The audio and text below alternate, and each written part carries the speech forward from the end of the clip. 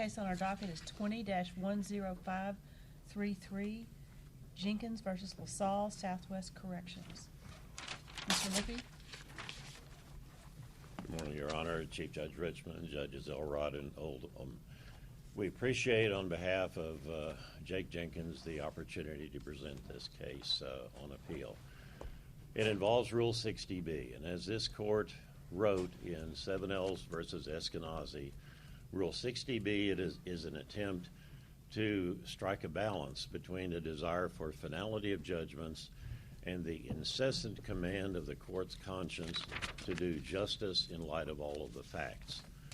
We believe that here the facts under 60B-6 satisfy the extraordinary circumstances requirement of that subsection of the rule for this reason. First of all, the merits are overwhelmingly clear. It's a relatively simple case. Jenkins was injured. His eye was damaged. He went to outside medical practitioner. They determined that there was a detached retina. Surgery was needed immediately. Surgery was scheduled. Lasalle had specific knowledge of the date of the surgery, and despite that knowledge, transferred him that day to another facility and did not give him the opportunity to get the surgery. By the time he went back, pardon me, to the doctor, the time had passed. His condition was incurable, so he has lost eyesight in one of his eyes. As a prisoner, he filed a pro se complaint, and we have to address the elephant in the room. Yes, this is a prisoner case. Yes, we recognize that the courts have been overburdened with frivolous pro se cases. There's been legislation attempting to address it, and former law clerks have told me that prisoner cases are the bane of their existence. But the court obviously does wish to apply due process of law in a fair manner. Chief Magistrate Judge Horan did advise Jenkins of the requirements of a 1983 case. We certainly don't criticize anything that Magistrate Judge Horan did in that respect. Jenkins filed what he could in his best fashion, but after the magistrate announced his findings and before a final judgment was entered, and this really is, I believe, the critical event in the case, Jenkins submitted a request for a stay of the proceedings, advising the court on July 20, he sent it July 22nd, it was filed July 26th, advising the court that on August 10th he was going to be released, and saying, I recognize that I haven't satisfied you, Judge, and I'm asking for additional time to be able to retain counsel so that we can present my case. About the same day that he was released, the final judgment was issued.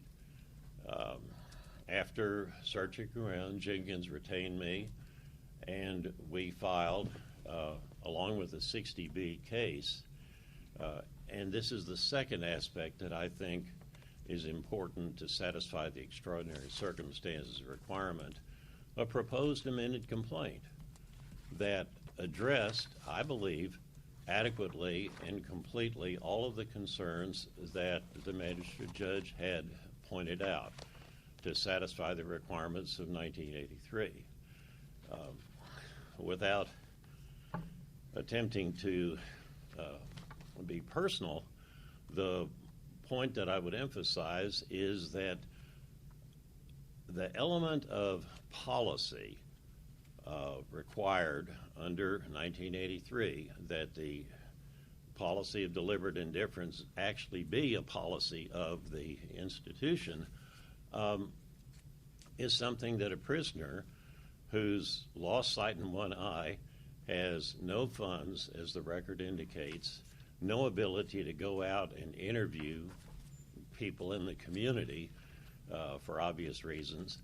He didn't have the knowledge of what Lasalle's practices had been, and he couldn't address that requirement. Just as a factual matter, you were retained immediately after he was released? No, it was about 4 months later.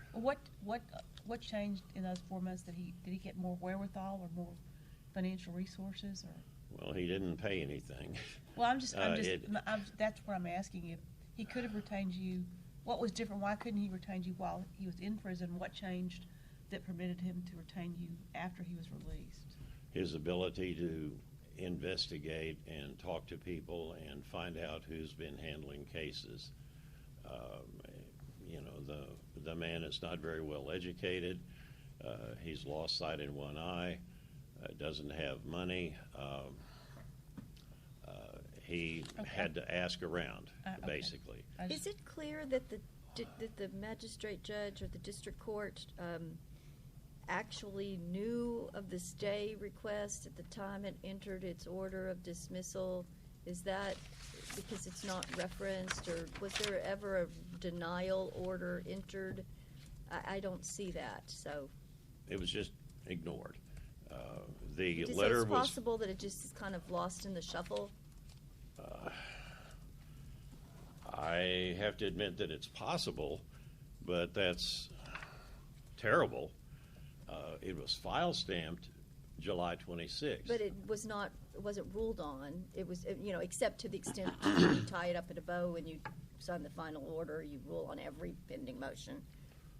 Yeah, and the court had already given multiple extensions to the other side, so why wouldn't the court have given one short extension to the plaintiff? The court's been given extensions all the time, repeatedly. I'm going to ask you the same question. So it just seems odd.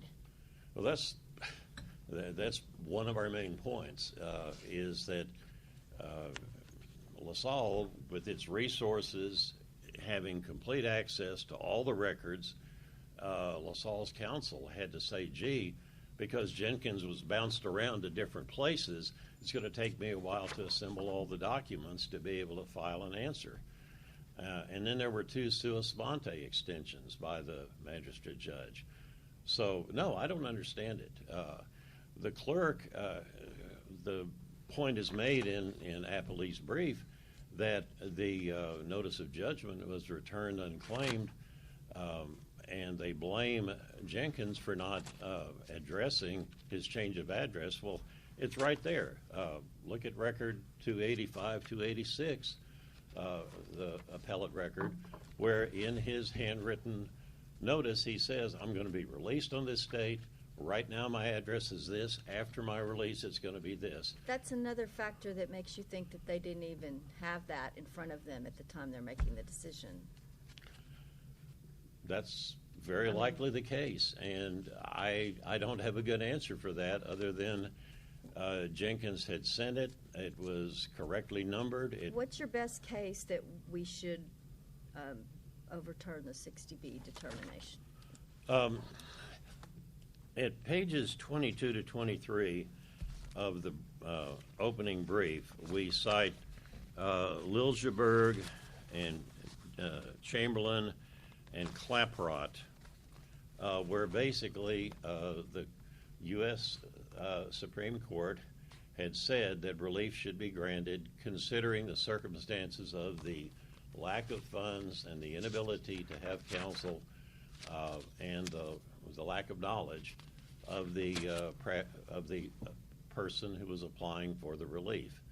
Did he have all of his medical records? The defendants were gathering the medical records. Did he have all the medical records bundled up with him in the prison or anything? He was supposed to, but no, he didn't. When I first met with him, he said, here's all my files. Here's all of them. And then later on, I sent a request to Lasalle, and lo and behold, there were additional records there. And what those records show, essentially, is repeated requests for medical attention, He's sent to the outside physician. He's diagnosed. The schedule is made for his surgery. And then 2 days before the scheduled surgery, he signs a consent form, and it's in their file. And what do? They're the ones that control him. He can't just walk out of prison and go to the doctor. They send him to Waco instead of where he's scheduled to have his surgery. Does he allege that this was intentional? Some kind of retaliation or something? We don't have the word retaliation in there. We just think that it was the attitude of Lasalle toward inmates. I believe that They want somebody to go to blind? I mean, that's a pretty serious allegation, and that's why I'm asking if it's in the complaint or anything, and I didn't see it. Well, I've argued in the brief that I was uniquely able to present the policy of Lasalle because of prior cases. The Alan Peroni case, an elderly man with diabetes saying, I'm cold and I need a blanket, and they said, you don't have proper documentation. Mr. Beasley, I was in a car wreck, my chest hurts, they didn't give him an x-ray. He died of an infected sternum, and one to come, a fellow needing HIV medication, and they don't give it to him. But I can't answer. I mean, that all goes to the fact that he was pro se and incarcerated. I mean, that evidence was available to somebody, and you're asking us basically to say, give a different burden to someone who's incarcerated without counsel. He didn't know about these other cases. Right. He just didn't know it, and he was required under the cases cited by the magistrate judge to establish that it was not just deliberate indifference, but also that this was a policy. Right. I admit that that's the law, but he couldn't. He didn't have the knowledge, and he wasn't able to locate counsel who had the knowledge, and when he did, we filed a proposed amended complaint. Now, I know this court doesn't want to open up the floodgates. Well, tell us how we can do that. Tell us how we can rule in this case and not do that. That's probably the best question that this appeal presents, Your Honor. And I think the answer is to look at the extraordinary circumstances. Number one, look at the merits, the underlying merits of a claim. Lots of prisoners complain that, gee, I'm being mistreated, and they're saying bad things about me, and all these horrible things are happening. But here we have a very clear, specific set of facts. Second, we have a proposed amended complaint that's very detailed, that sets out what the cause of action is. And we have the request for additional time addressed to the same court that had previously granted all these other extensions of time to the defendants. Remind me, how much additional time did he ask for? He was not specific. He said, I request that the court stay the proceedings so that I'm given time to retain counsel upon my release. And Did he say, but he said how long it would be for his release? He gave the specific date of August 10th. But he didn't say, I need 4 months, 6 months, 6 weeks. No, he did not name a specific amount of time. My expectation in requesting relief from courts quite often is I may ask for all sorts of time, and they'll say, this is it. And yes, if there had been an extension of time, he would have been obligated to meet whatever the requirements were of the court. But it was just ignored. It's obvious that although he properly filed this request, it was ignored.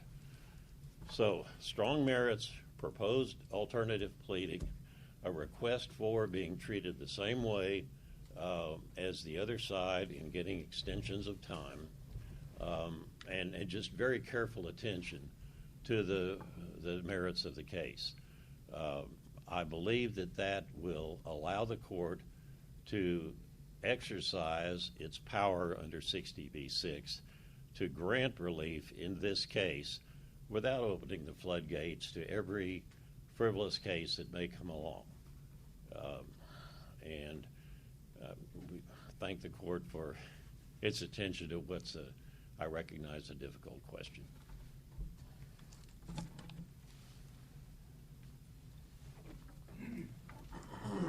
Mr. Moos? Chief Judge, Judge Elrod, Judge Oldham. Good morning, Marvin Moos for the appellees. It's been a while since I've seen some of y'all, but it's nice to be back. This is not a B6 case. When I was prepping for this, y'all remember Justice Baker from the Texas Supreme Court. He used to give a speech at the CLE presentation called Harnessing the Standard of Review. It was a fabulous speech. It was a fabulous printout. I handed it out to everybody in the appellate section. I wish I still had it. I could show you right now, but it's buried in the office. This is a standard of review case, and Judge Elrod, Chief Judge, you hit on a couple of key issues as to why this is not a unique lawsuit. The motion to stay was not filed in response to the questionnaire. It was not filed in response to the motion to dismiss. It was filed after a recommendation of dismissal. So they waited until a final ruling to say, I need more time, and never told the court how much. So it was not timely requested, as argued in the brief, by any means. The appellants want a ruling reversed. I assume that the only thing that they're really asking is the order on the Rule 60 motion, because that's all that's in front of the court under Supreme Court and Fifth Circuit authority. The issue of the final judgment, it's not under attack. The motion to stay is not under attack. Well, I thought he did say in his brief that the court abused its discretion in not granting additional time. He did argue that, but under the standard of review, he can't. And that's where I'm going with this one. It says if there's no appeal from if there's no appeal taken from a judgment, the denial of a 60B motion does not bring up the underlying judgment for review. That's Browder versus Director, Department of Corrections, U.S. Supreme Court. This court has repeated that multiple times. Nor are pre-judgment motions subject to this Rule 60 motion. What should have been filed when instead of the motion to stay, a motion for extension of time to appeal? That's what should have been filed, or a notice of appeal of the final judgment. But he wasn't going to be able to appeal it because he didn't yet have the materials. I mean, appeal wouldn't have helped. Because there wouldn't have been, the case wasn't yet, he didn't have the stuff for the case yet. So to say that there wasn't, I don't understand what he would have appealed. You're appealing the denial of the motion to stay? Yes. And the underlying judgment. This was a Monell case. It was alleged as a Monell liability case against the county and Lasalle. Those are the only two defendants. And as Mr. Lippe noted, the magistrate judge, when he set the briefing schedule, he set out a detailed outline of what needs to be argued. I was impressed how detailed that outline was on what you need to put in your response. Jenkins didn't file a response. There is no argument by him until the objection to the recommendation of dismissal. That is the first argument that he made. And so when the motion to stay came in and when the objection comes in, what did Judge Horan and Judge Lynn do? They went back and they looked at the docket and said there's radio silence all over this case. We have no filings. All you sent in were medical records, which we sealed for you. We sat on it for 8 months before ruling. And there was nothing happened there. So there is lack of diligence that covers everything here. But back to the standard of review, Judge Elrod, and I think this may answer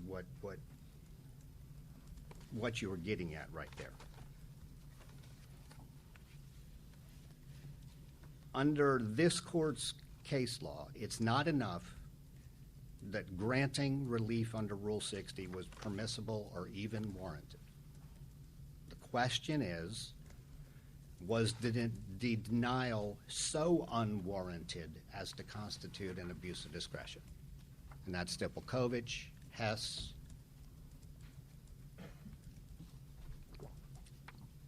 In Template, this court said, a Rule 60 motion cannot be used to raise arguments which could and should have been made before the judgment issued and can be not used to argue a case under a new theory.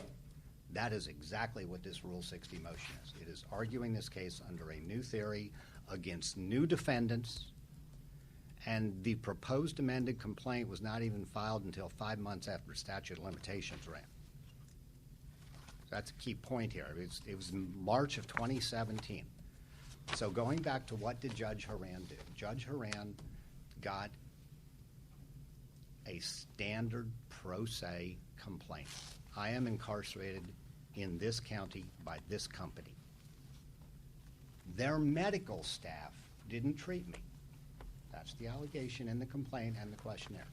Therefore, you, the county, and you, the corporation, are liable because your staff didn't do it right. Okay, well. That's not really what they're arguing. That's what he argued below. I'm talking about the original complaint, Your Honor. I'm reading from the questionnaire. The questionnaire says, I sought medical attention by Johnson County facility medical practitioners, and they did not give it to me after 4 evaluations. That is the answer to the municipal liability question that Judge Horan was looking at the time. Okay? Do we know why they transferred him on the day he was supposed to have his surgery? I mean, can we at all consider the egregious facts here? And do That's we an know? attack on the judgment. And it's new. But It's as not. a reason that the 60B should have been granted because the facts are so uniquely excessive. It's not in the record. Okay, the issue of why the transfer there is not in the record. Is it just a coincidence? I don't know, and I think it is incorrect for Mr. Lippe to assume that LaSalle Southwest made the transfer decision. These are county defendants. Counties are the ones that pay, and they're the ones that move them around. We don't know why they were transferred from one facility to another. It's not in the record. And on the issue of extensions, you mentioned you were going to ask me about that. I requested one formal extension, one. And that was to get all of his inmate files and grievance files. The medical records came along with it. The only thing that was at issue in our motion to dismiss and motion for summary judgment was, did he exhaust under the PLRA? He didn't. Late. Step 1, no step 2.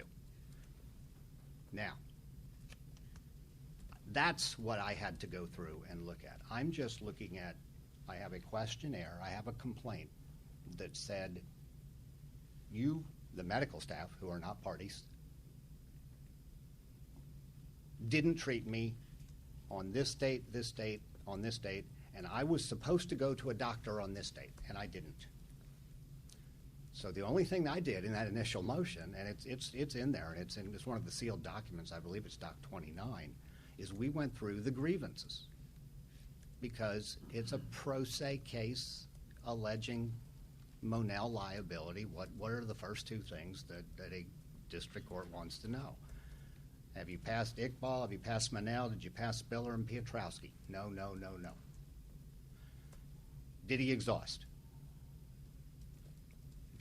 I get that question all the time. It's usually in the questionnaire. It's in the pro se complaint. And if they say, yes, I did exhaust, we come in and immediately file an alternative motion for summary judgment saying, no, you didn't, here's the policies. Now, that had to be tracked because those dates were at different jails. So yeah, okay, I requested one 30-day extension to get that. The two sua sponte, we've talked about this. It's in the record. It was in August and September of 2017, and I had 12 feet of water in our offices. Harvey hit, okay? And that was the deadline to file in 2 days. I called the court and said, turn on the news. I can't get to the office. I can't get to the files. Our servers are fried. And the court granted a sua sponte extension and granted one more after that. Well, it's kind of a request. It's a call. It's It's not a a call. formal motion, but you called the court. I called and the court. You are instigated it. right. So I would say that's an informal request to the court. So the other one was a formal motion, and that was an informal request. But it was not to obtain records. I had the records, and all I cared about were grievance files at that point in time, because that's how we're processing this. Mr. Jenkins never requested an extension to file anything. If he had contacted me and said, I need to file a response to your motion, I'd just say, how much time you need? I don't care. I don't argue with Mr. Lippe, and I don't argue back and forth on extensions. We each had some on the Rule 61 for medical reasons. So it is inappropriate for us to consider whether the merits are sound or strong or exceptional in ruling on whether there was error in granting the 60B. Is that correct? Yes, depending on which subsection you're looking at. Under 60B1, it's an excusable neglect argument, and it boils down to one thing only. I was a pro se, and I did not know what I was doing. Okay, that's been rejected by this court multiple times. Fafian, Sanders, I believe, Chief Judge, you were on the Sanders case. And that just isn't enough to get over B1. B2, the newly discovered evidence on the records that they're making a big deal out of about the medical requests that were in there. The only thing that was at issue in this case, like I said, up to that point, filed 364 days after judgment, was grievances. A request in a medical file is not a grievance. All I looked at were the formal grievances, and that's all. And we filed them. Every single grievance that he filed is in this record that the judge had in front of him. The issue of medical requests, note in their brief whenever you see the phrase Lasalle was deliberately indifferent or consciously indifferent, what they're really saying is somebody in the medical department dropped the ball. They are attributing fault by medical providers to a municipality, two municipalities. Johnson County is not even mentioned in the Rule 60 motion. It's not even mentioned in the brief on appeal. It's first raised in the reply brief. I believe we've briefed that. I think it's abandoned the claims against the county. But they are arguing individuals made mistakes. Now, a year after judgment, we get to go back and rephrase that as a new custom policy argument. That is re-argument. That is rehashing. It's under a new theory, and it's new parties. Now, in their proposed amended complaint, yeah, they're trying to add in some nurses for a March 2017 claim. That's going to get tossed very quickly. So I do not think the newly discovered evidence impacts what is going on here. I really do not. It was not an issue because no individuals were sued in the initial complaint. Mr. Jenkins knew who his nurses were. He knew who his doctors were. He knew who the treating physicians in the jail were. There's a lot of D 1, 2, 3, 4 blanks in those forms. He could have added them in. Then we'd be having a different discussion on the records, I believe, Judge Elrod. But as it stands now, it was a Monell case, and it was properly dismissed as a Monell case.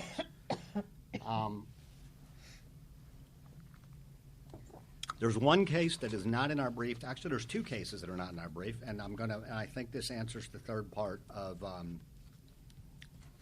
Judge Elrod's question. The first one, which goes back to the standard of review, it was National City Gulf Finance versus Scott, 899 Fed 3rd 412. Fifth Circuit, 2018.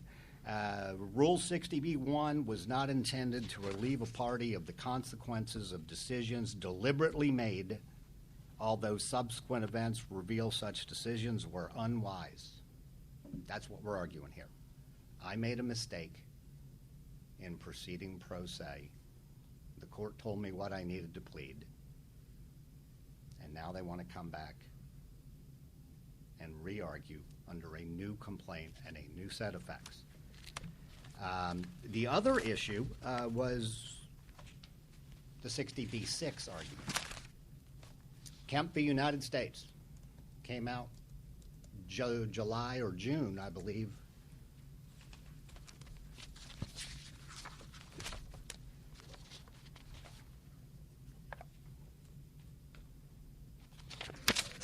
Went all the way over there. June 13th, 2022. Rule 60b-6 only applies if B1 through B5 are inapplicable.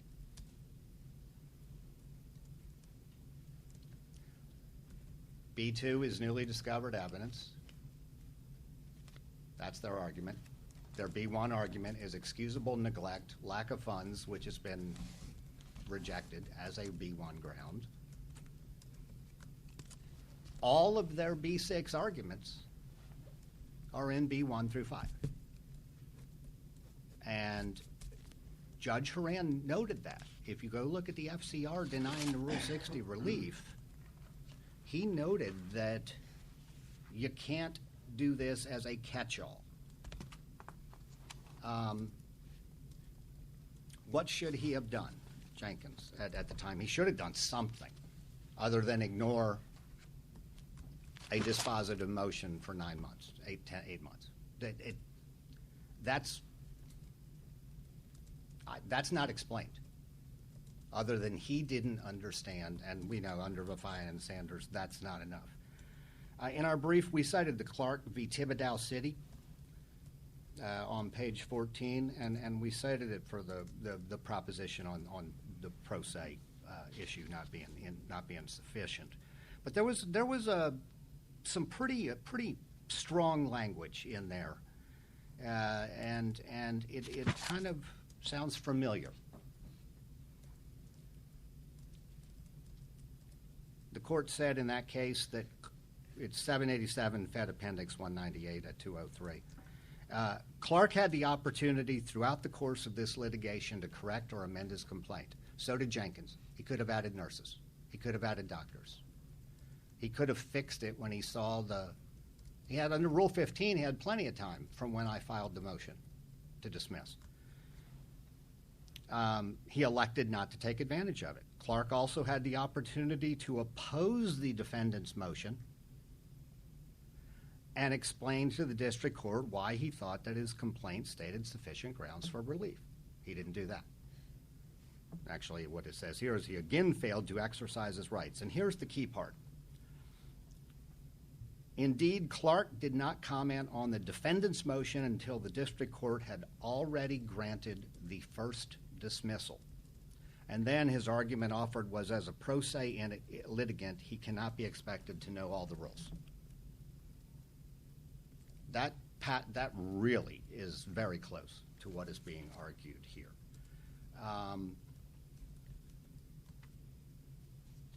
Back to the newly discovered evidence in the amended complaint, which was never filed. You know, they complained that the judge should have considered those facts. Those facts weren't in front of the judge under Rule 60 relief. He's looking back.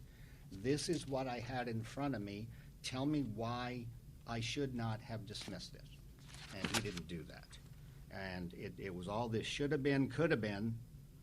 And our best cases are Vafian and Sanders. Just since this brief was filed, 6 other district courts have relied on Vafian for the exact same reason. Counsel, your time has expired. I think we have your argument. We are. Thank you. Thank you.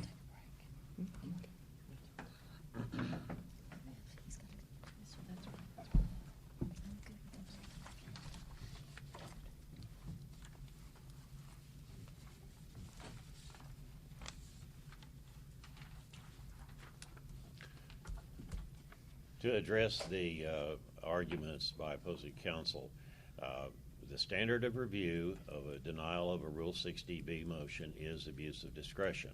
However, in the authorities we cited in the supplemental citation yesterday, it included United States versus Bevel, where this court stated that when denying relief means that no court will consider the merits of the underlying claim, we apply a lesser standard of review under which even a slight abuse justifies reversal. That's what we're dealing with in this case. Those are the standards that need to be applied. We're not trying to use 60B6 as a catch-all. Our argument under B1 is excusable neglect. I'm not a lawyer. I screwed up. Give me a break. That doesn't work, and that's why I haven't spent much time arguing it before this court. B2, the newly discovered evidence. I didn't have all of the records, but that probably doesn't meet the standards under B2. Have we satisfied the extraordinary circumstances? It's true that if you want to apply the technical straight line requirements that Counsel for Appellees has urged, that and if I had failed to meet those standards, this court could chastise me justifiably on many of those points. Mr. Jenkins did not understand what he needed to do. In his request filed on July 26th, he said, acting in a pro se litigant condition with limited resource, access to legal precedent, law library, assistance, and aid, plaintiff prays the Honorable Court see understanding that the plaintiff lacks legal lexicon and consideration that the current condition of incarceration limits his ability to obtain legal representation. And it's the intention of the plaintiff to retain counsel upon his release on August 10th. And he requests that the court extend his time. Should justice be done in light of all of the facts? The facts are that he was denied treatment because he was transferred. Lasalle knew it. Well, no, this is not an attempt to add new parties at a late date. The medical staff at Lasalle is not separate and apart from Lasalle. It's part of their staff. If he's trying to say we're trying to impose supervisory liability without personal participation, I'm sorry I don't have the case names right in front of me, but at 543 F3rd 264, 543 3rd 264, and 406 F3rd 375, 406 3rd 375, this court has held that where the supervisor knows of the actions and doesn't do anything, the supervisor is responsible under 1983. The motion to stay There's all sorts of reasons why this should have been filed at an appropriate time. There are all sorts of reasons why the proper filing should have been made by the plaintiff. But again, that's really an attempt to look at the underlying merits of the case on his behalf. The question here is, should the Rule 60B motion have been granted? Was it an abuse of discretion to deny 60B relief?